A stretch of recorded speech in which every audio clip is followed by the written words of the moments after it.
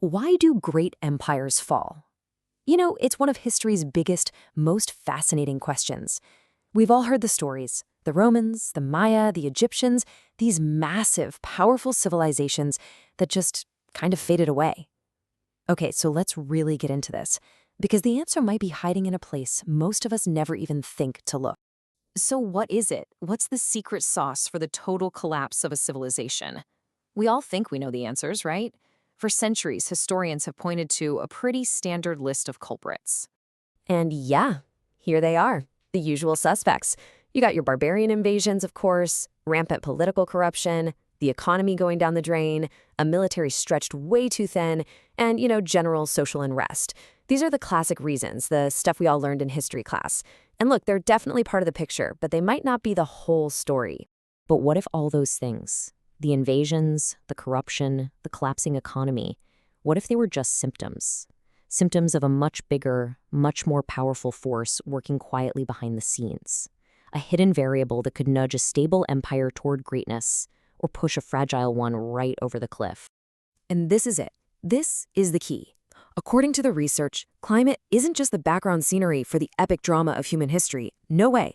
It's one of the main actors on stage. It's the silent architect, literally designing the foundations that empires are built on and the fault lines that cause them to crumble. So the idea here is to think of climate as an active agent. What does that mean?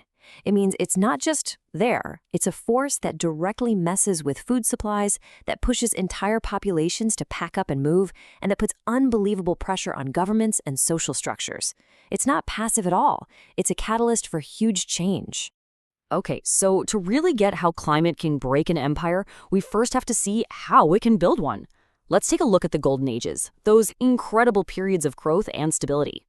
Take Rome. This is fascinating. Its rise to power lines up almost perfectly with something called the Roman warm period. Just think about it for a second. Predictable rain and mild weather mean you can grow a ton of food. More food supports bigger cities and, crucially, larger armies. It's the fuel that powered the expansion that made Rome a superpower. And guess what?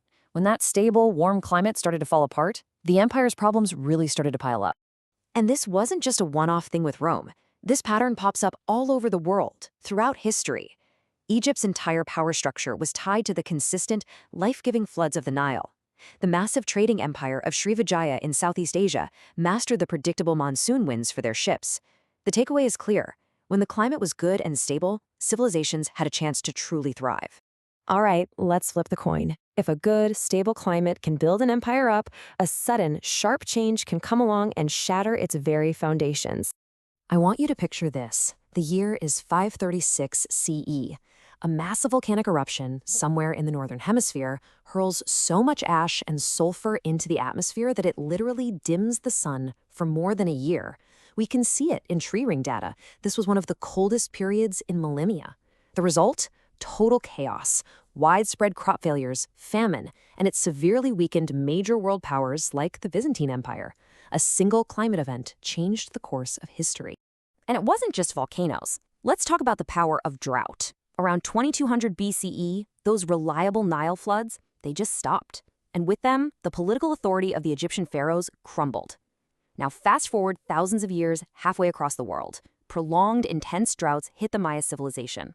Without water for their crops, their magnificent cities were just abandoned. Two incredible civilizations brought to their knees by the exact same climatic killer, a simple lack of rain. Climate shocks don't just cause famine, they get people moving.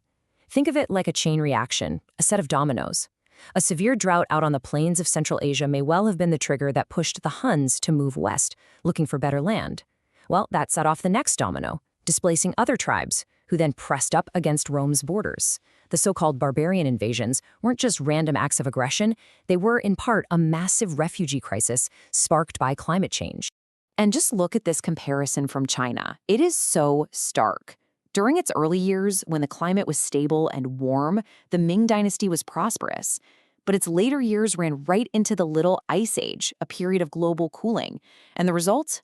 Repeated crop failures, which led to massive social unrest and ultimately helped bring the whole dynasty down. I mean, the connection there is just undeniable. So what's the big takeaway from all of this? What's the bottom line? Well, there's a really powerful and recurring lesson that history has been trying to teach us for thousands of years. And that lesson is this: climate is the ultimate stress test for any civilization. It seeks out and exposes every single weak point in a society's food supply, in its political structures, in its economy.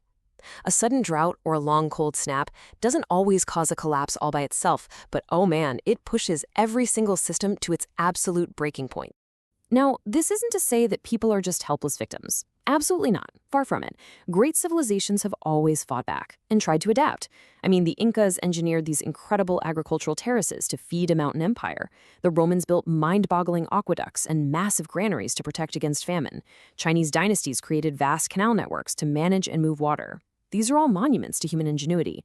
But the final lesson here is that resilience is absolutely key.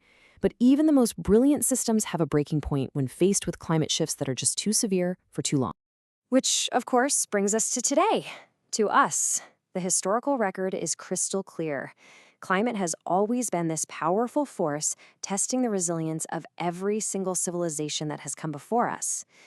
So the question it leaves us with is, well, it's a profound one. We are now facing our own global climate test. How do you think we're going to score?